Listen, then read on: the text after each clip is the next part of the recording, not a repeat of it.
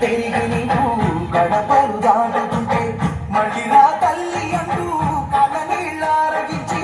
చెరువును చేరుకొని తల్లి నిన్ను సాగలప్ప చివరి పాటలతో నిన్ను కోరుతుంటే